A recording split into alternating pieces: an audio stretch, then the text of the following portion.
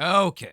For the third time, we're going to try and record this without the phone interrupting me and ringing in the background. Alliance Entertainment. We all heard the news. They bought Diamond Comics. That's right. They bought Diamond Comics in the auction. And they had a lot of things to say. By they, I mean the CEO, Bruce, who is this man right here, was on the Industry of Comics show just a few days ago talking about the acquisition. And I listened to the entire thing, and most of it was hibbity jibbity. And what I really wanted to know, and I did ask the question in the chat, and it got answered. And I'm glad it got answered because I don't want myself or you, who is an independent comic book creator, or a company like Antarctic Press, to wait on the edge to see what's going to happen when the guy already gave us the answer. Because everyone now needs to start making their plan B, C's, and D's. Okay. If plan A was wait till Diamond was bought and then someone's going to bring it all back and business as usual, which we had all had hoped, is now down the drain. Diamond is bought. Don't get me wrong. And they are doing some really cool things with it, but it's outside of comics, right? These guys at Alliance, they sell like the one-up video game machines. They sell like vinyl records. They sell, video games, statues, toys, collectible cards, you name it. Everything but comic books. And when asked, because I'm the guy that asked it in the chat, and Brian, relayed that question to the CEO, they asked him, do you plan to, pick up all these small press guys? Do you plan to distribute them? And without saying no, he said no. Here's what he said. He said, Bruce emphasizes profitability over being an expensive hobby, targeting targeting higher price points. They cited that it was pointless selling $5 CDs and they'd rather distribute $20 CDs and look for a minimum profit on items as 95 cents.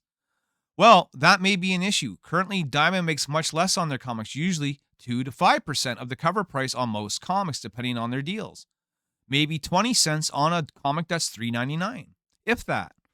What would the cheapest comic that Alliance Entertainment be willing to distribute is around $20, basically meaning it's got to be a trade, omnibus, or graphic novel, netting them $1. Would they be pushing up the profit margin on floppy comics? No, they're not going to deal with floppy comics at all. Will they just change the policy in comic books? Probably. There are likely to be changes for the long term, but for right now, it's business as usual. Look, when I'm done speaking, you're going to hear the man say it himself, because the question was asked about comics, and he answers in DVDs and CDs. Like, well, we're not interested in selling DVDs and CDs. But he just used that as an allegory for comics, right? As an example. You know what I mean? It's like, why would we want to sell $5 comics and make 20 cents and push that all around the warehouse and use manpower and labor to make fucking pennies on the dollar? The accounts aren't big enough. The comics don't cost enough. And there aren't enough people buying them. It's that simple. If you don't believe me, though, hear from the man himself and we'll catch up on the other side. Do you have any thought process on how you guys are going to handle comic distribution? Are you guys going to distribute comics for those creators and those independent press publishers? Well, I haven't spoken with the team yet because we're not really allowed to, but I want to hear what they say and what can we do to fix this business.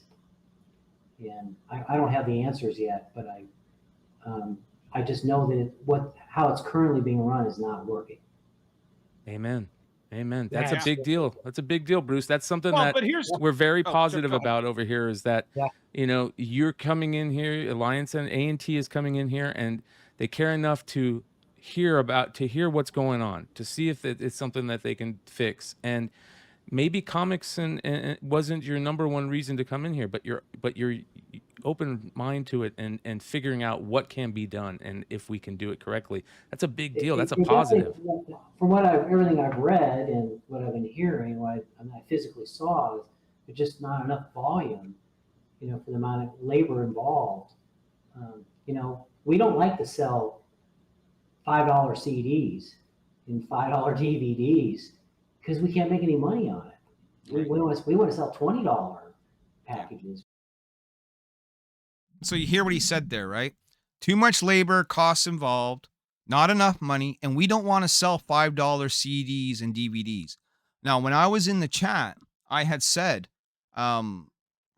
see, they don't want to sell $5 comics. And then some dinkle dork in Brian's chat said, well, he didn't say that. He said CDs and DVDs. And I said, look, bud, the question was about fucking comics. Are you going to sell floppy comics? That was the question. And he said, we don't want to sell $5 items. And he gave the examples of CDs and DVDs. But he's talking about comics. He's answering the comic book question. They don't want to sell your $5 comic book. They don't. Why? Because they don't even make 95 cents off it. Right? I get even less. I sold 50 comics through the AP website. You know what I got? $25 Canadian. I mean, what the fuck, right? I'm the guy that put it all together. I'm the guy that made it happen. And I'm the one that gets paid the least amount of money. I get it. This big company that sells collectibles, he says, we want to sell items that are $20 or more. Well, comic books, ladies and gentlemen, at $3.99, at $4.99 are already too expensive. We're looking for ways to reduce print costs so we can reduce the cover costs so that more people will buy them. And this guy doesn't want to do that. He doesn't want to do that. Let's listen to a little bit more. Let's hear more. A higher ASP. That's the challenge, because the labor cost and the freight cost just sucks all the profit out of it there. It just can't work. You have to make we kind of have a rule. We call it the 95-cent rule. If we can't make 95 cents pushing around our warehouse, and that we have to make a minimum, because it's what it costs to move things through and have people handle it and deal with the return and all that. And it may be that if you're trying to, so it's $5 and now you got to sell it for $6 and make your 95-cent rule. Well, that's a pretty high gross profit there with it. But if it's a $15 item, we can live that 95 cents there. So that's the strategy because we kind of look at there. So there you have it. They have no interest in selling $5 books. To them, selling a $5 book is like it's like Walmart selling DVDs, junk DVDs in a big bin for $5 a piece. They're garbage. They're trash. No one wants them. That's how they feel about comic books. How they feel about small press, right? And the comic book shops that were all giving this guy high praise doesn't care about guys like me. They don't care about the actual comic book industry and if floppy comic books can survive. All they care about is selling the Marvel omnibuses, trade paperbacks, and all the plastic merch that they can get their hands on. They've said we have pivoted from being, the comic book guy store into being a pulp culture collectible shop. Comic books, let me advise you, are more than just collectibles.